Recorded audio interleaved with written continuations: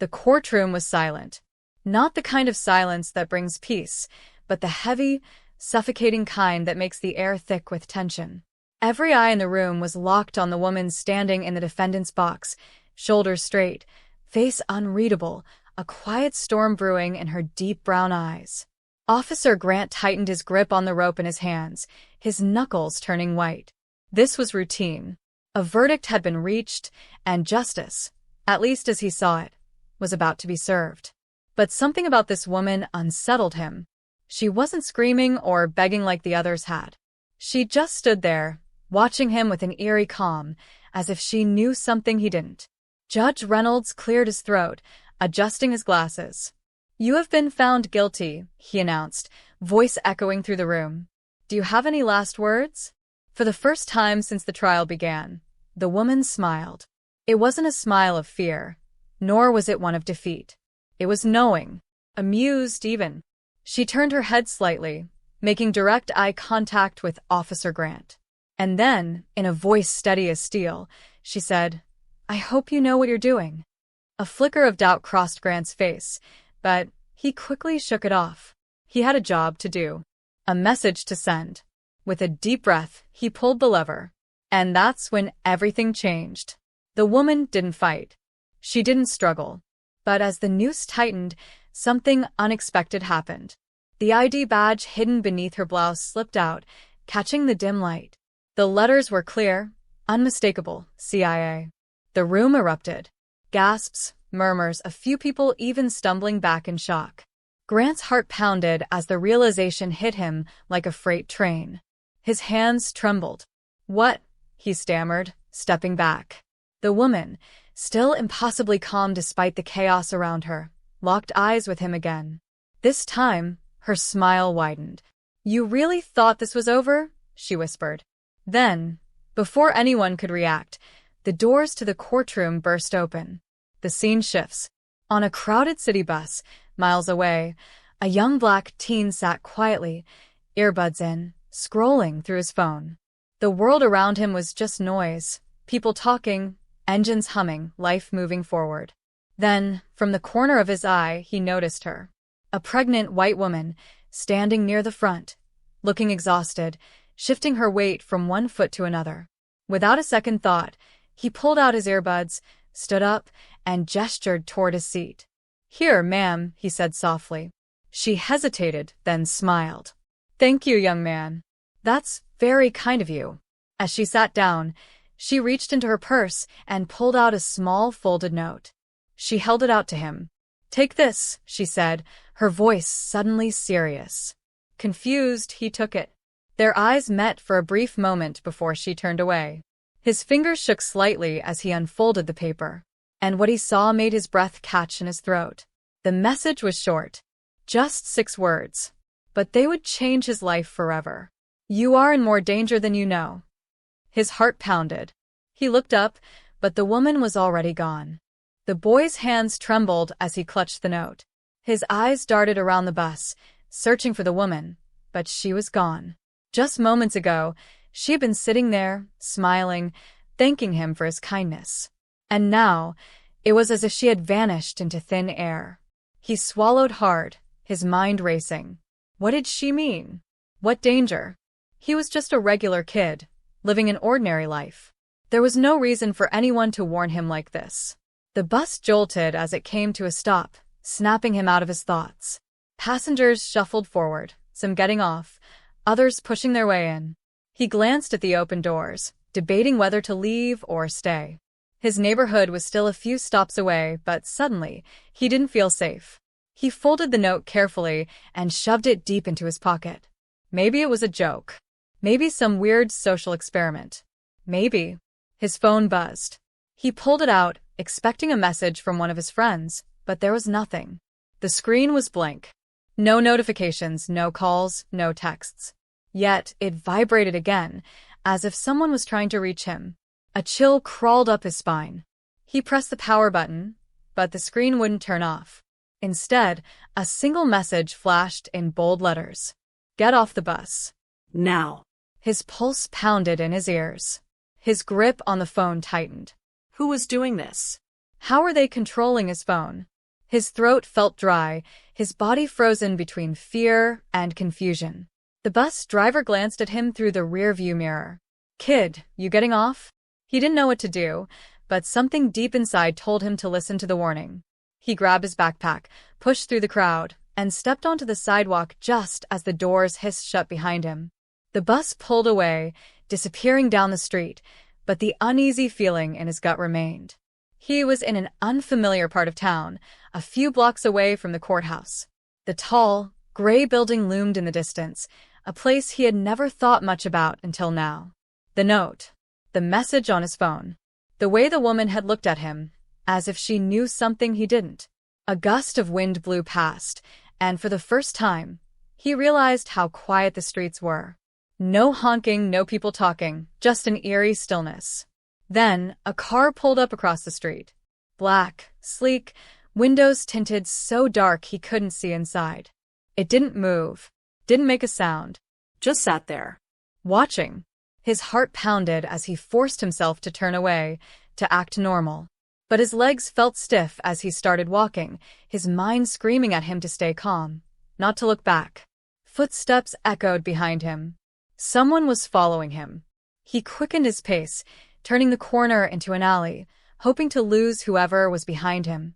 His breathing was heavy now, but he kept moving, weaving through the narrow path until he reached another street. For a moment, it seemed like he had escaped.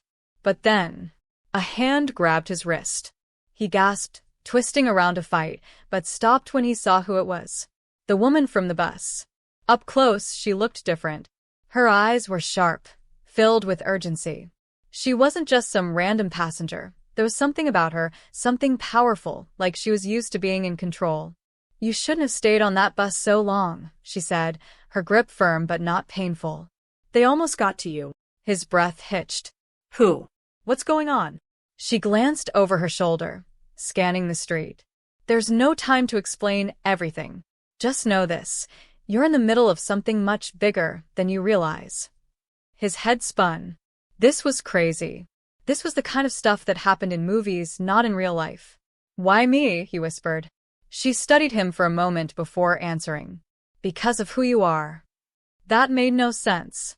He was just a kid. A high school student. No special connections, no dangerous secrets. "I don't understand," he said. "You will," she replied. "But right now, we need to go." He hesitated, glancing back toward the street. The black car was still there, the tinted windows still staring at him like empty eyes. She followed his gaze, and her expression darkened. "We have to move. Now." Without another word, she pulled him into another alley, guiding him through the maze of streets with quick, confident steps. His mind was spinning, questions piling up faster than he could process them. Who was after him? What did they want?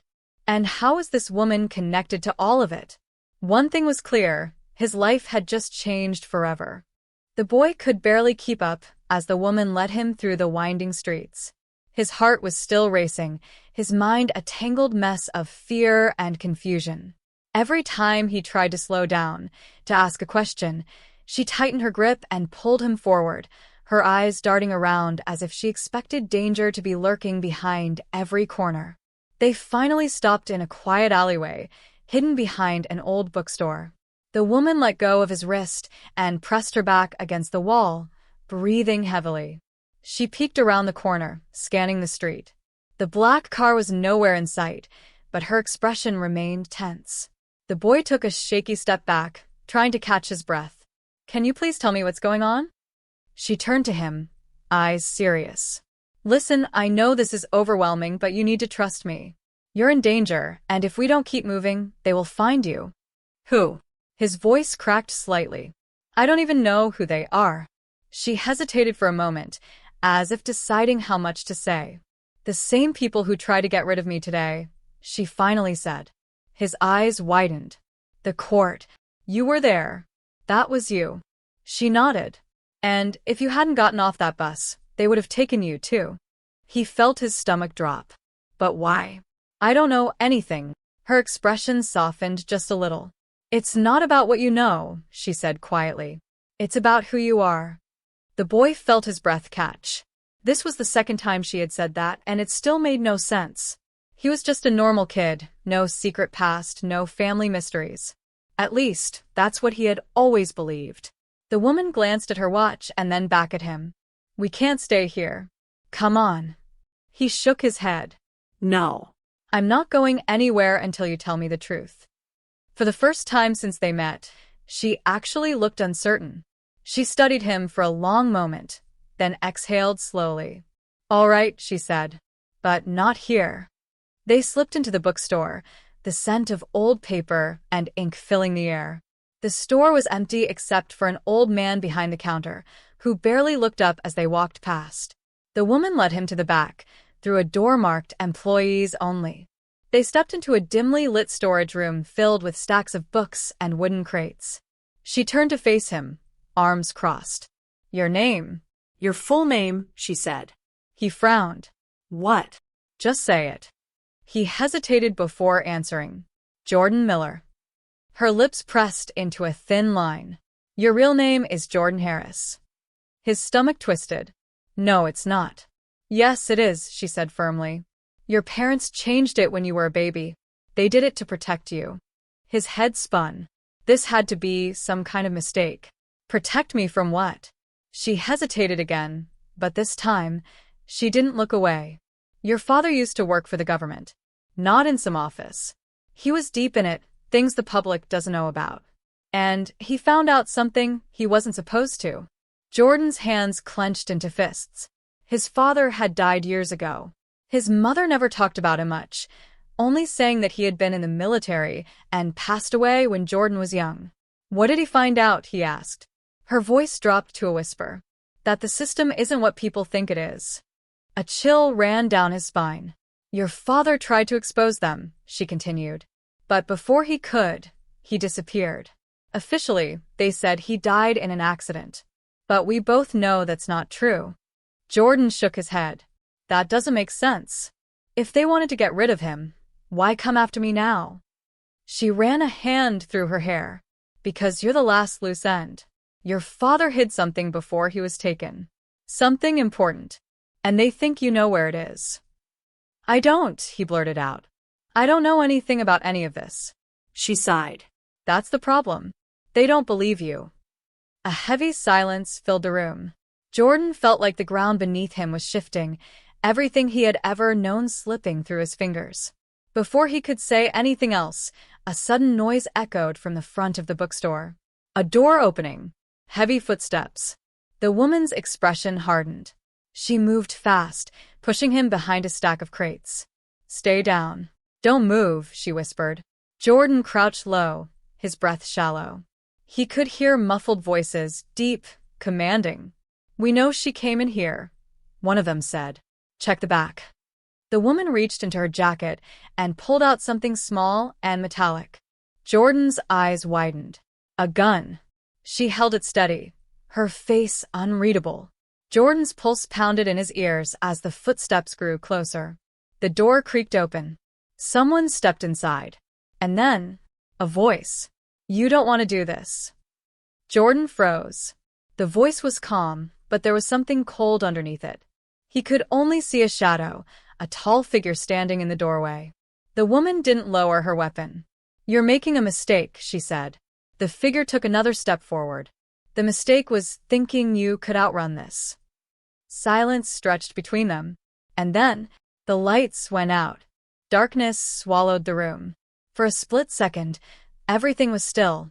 No voices, no footsteps, just the heavy silence of people holding their breath. Jordan felt his heart hammering against his ribs as his eyes darted around, trying to adjust to the sudden blackness. Then, chaos erupted. A sharp scuffle broke out, the sound of bodies colliding, something crashing to the floor. A grunt of pain. Jordan shrank deeper into the shadows, pressing his back against the crates, afraid to breathe too loudly. He could hear the woman moving, fast and precise, as if she had done this before. The figure in the doorway wasn't standing still either. A low voice cut through the darkness.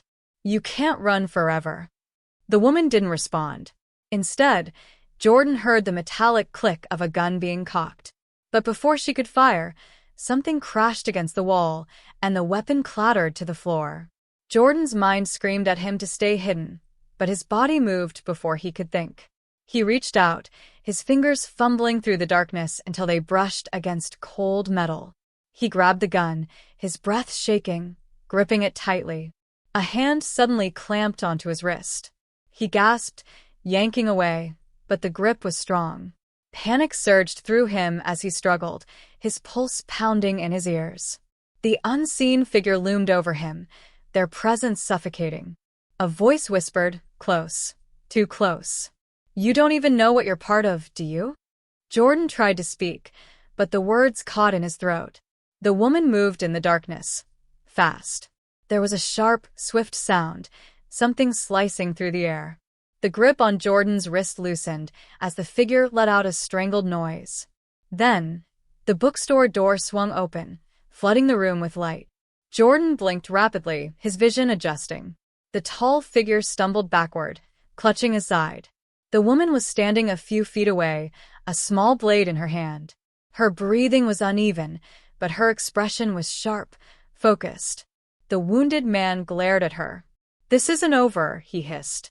Then, before Jordan could process what was happening, he bolted toward the door. The woman cursed under her breath. "We have to go. Now." Jordan felt his legs moving before his mind could catch up. He followed her through the back of the store, weaving between crates and shelves, his hands still shaking. They burst out into a narrow alley, the cold air hitting him like a slap. He stumbled forward, his thoughts a blur. Who was that?" he managed to choke out. The woman grabbed his arm, pulling him forward. "We don't have time." They ran. The city blurred past them, dimly lit streets, flickering neon signs, the distant hum of traffic. Jordan's lungs burned, his legs aching, but he forced himself to keep up. The woman never slowed, never looked back, leading him through side streets and alleyways until they reached an abandoned parking garage. She finally stopped, pressing her hands against her knees, catching her breath.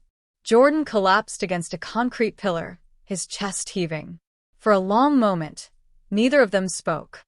Then, Jordan finally found his voice. "I need to know what's happening," he said, his throat raw. "No more half-truths." The woman wiped her forehead, exhaling slowly. "Fine," she said. "But after this, you have to trust me." Jordan swallowed hard. "Just tell me." She sat down on the ground, motioning for him to do the same. The dim lighting cast shadows over her face, making her look even more serious. "Your father," she began, "was part of something called the Sentinel Project." Jordan frowned. "What's that?" She hesitated before continuing. "It started as a government operation, designed to protect information too dangerous to be made public. But over time, it turned into something else. Something darker." Jordan listened, his hands clenched. They collected secrets. Not just intelligence, but evidence. Proof of things people in power didn't want the world to know. Her voice dropped lower. "Your father was one of the few who realized how dangerous it had become. He knew that if the wrong people controlled that information, no one would be safe." A chill crawled up Jordan's spine. "So he tried to stop them?" She nodded. "He tried to expose them. But before he could, he disappeared." Jordan's throat tightened. "And you think they're after me because whatever your father was hiding, they think you know where it is." He shook his head. "But I don't. I've never even heard of this before today." She studied him carefully. "Maybe not consciously," she said. "But if your father left something behind, something only you would recognize, they won't stop until they get it." A heavy silence settled between them. Then Jordan whispered, "What if I can't find it?" The woman's gaze was unwavering. "Then we're both dead." A sharp noise cut through the night. Footsteps. Jordan's breath hitched as the woman tensed, her hand going back to her weapon. The sound was coming from the upper level of the parking garage. Slow, deliberate steps echoing against the concrete. They weren't alone. Jordan's breath was shallow as the footsteps above them grew louder. Whoever it was, they weren't in a hurry. They were taking their time, each step deliberate, calculated. The woman locked eyes with him and pressed a finger to her lips, signaling him to stay silent.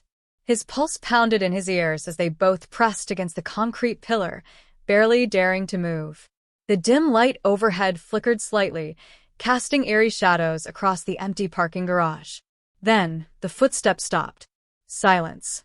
Jordan's fingers tightened into fists. He wanted to believe, needed to believe, that maybe, just maybe, whoever was up there had turned around and left. But deep down, he knew better. A voice echoed from above, smooth and calm. Jordan. His entire body went stiff. The woman's expression darkened instantly. She moved fast, grabbing Jordan's arm and pulling him toward the nearest exit. The voice spoke again, this time closer. You can't run forever. Jordan's legs moved on instinct, following the woman as they dashed toward the stairwell. The sound of footsteps resumed, faster this time. Whoever was up there was moving now, closing in. They burst into the stairwell, the woman taking the lead. Jordan's mind raced. How did they know his name? Who were they? And how many more people were hunting them? The woman yanked open a door on the next level, leading them into another darkened hallway. They hurried through, their footsteps echoing as they moved. Then something unexpected happened. Jordan's phone buzzed. It was impossible. He had no signal. He hadn't since the note on the bus. But now, the screen glowed in the darkness, a single message flashing in bold letters. Don't trust her. His steps faltered for a fraction of a second. The woman glanced back. What is it? He quickly turned the phone off, shaking his head. Nothing. Keep going. But inside, his mind was spiraling. Who sent that message? And more importantly, who was it about? They made it out of the parking garage, slipping into the narrow back streets. The city lights flickered in the distance, and for a brief moment, Jordan thought they were safe. Then, a black SUV screeched around the corner, tires skidding against the pavement. The headlights flashed directly at them, blindingly bright. Run, the woman shouted. Jordan didn't need to be told twice. They sprinted down the alley, dodging dumpsters and broken crates. The SUV revved its engine, its tires screeching as it raced after them. Jordan's lungs burned, his legs aching, but he pushed forward. A second car turned the corner ahead of them. They were boxed in. The woman cursed under her breath, her eyes darting around for an escape. Jordan's mind raced. They were trapped. No way out. Then, a voice came from the car's speaker. Deep. Steady. Get in. Now. Jordan glanced at the woman, but she didn't move. Her jaw was clenched, her fingers twitching toward her weapon. Jordan, the voice called again. You have no idea what you're involved in. But we do. And if you want to live, you'll come with us. Jordan's chest rose and fell rapidly. The message on his phone.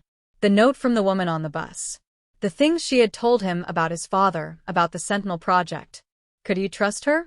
Or was the real danger standing right next to him? The woman took a slow step back, shaking her head. Don't listen to them. They're lying to you. The car door opened. A figure stepped out, dressed in black, a face partially hidden by shadows. And then Jordan saw something that made his blood run cold. The figure was holding an old, worn-out photograph. It was of his father. Jordan felt the ground shift beneath him. He had no memory of that photo, but he knew what it meant. His father wasn't just part of the story. He was the reason for it. Come with us, the figure said again, softer this time. And you'll finally learn the truth. Jordan's breath caught. He had a choice. And he had no idea which one would keep him alive. Jordan's heart pounded as he stood frozen between the woman and the mysterious figure holding the photograph of his father. His mind raced, trying to piece everything together. Who was telling the truth? Who could he trust? The woman's voice was firm but urgent. Jordan, listen to me. If you get in that car, you'll never come back.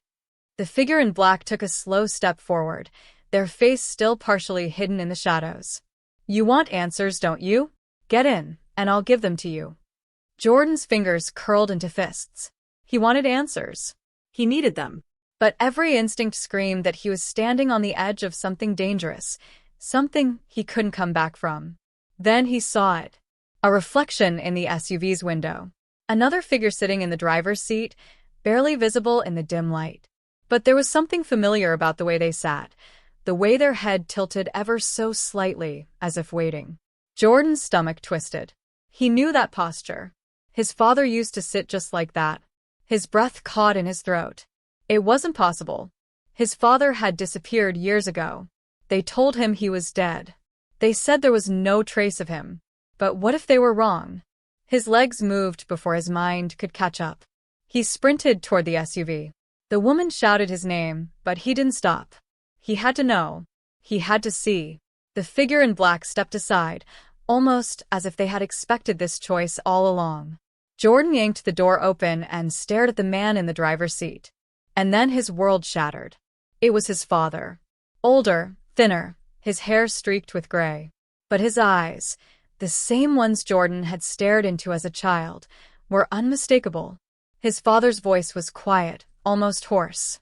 "Jordan, you shouldn't have come." Shock and confusion tangled in Jordan's chest. You're alive? All this time? Why didn't you?" The woman had caught up now, standing behind him, her breath ragged.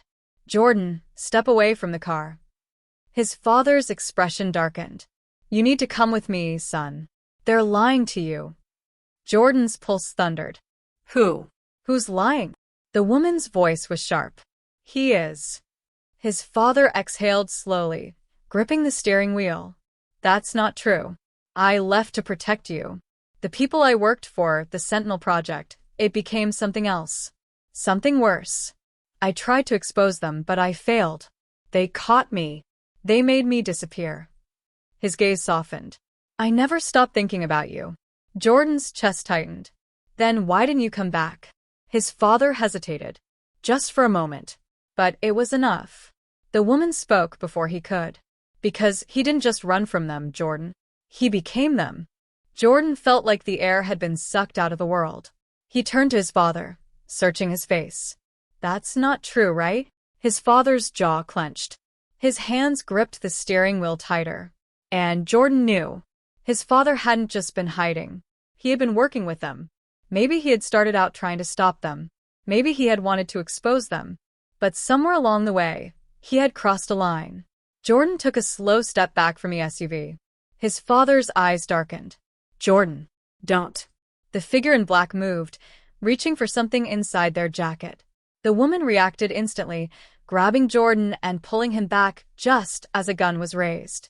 A single shot rang out. The bullet missed them by inches, shattering the glass behind them. The woman fired back, her aim precise. The SUV's tire exploded, sending sparks flying. His father cursed, throwing the car into reverse, but the damaged wheel skidded out of control. The woman yanked Jordan behind cover as more shots were fired. And then, in an instant, the SUV sped off into the night. Jordan's hands were shaking. His breath was ragged.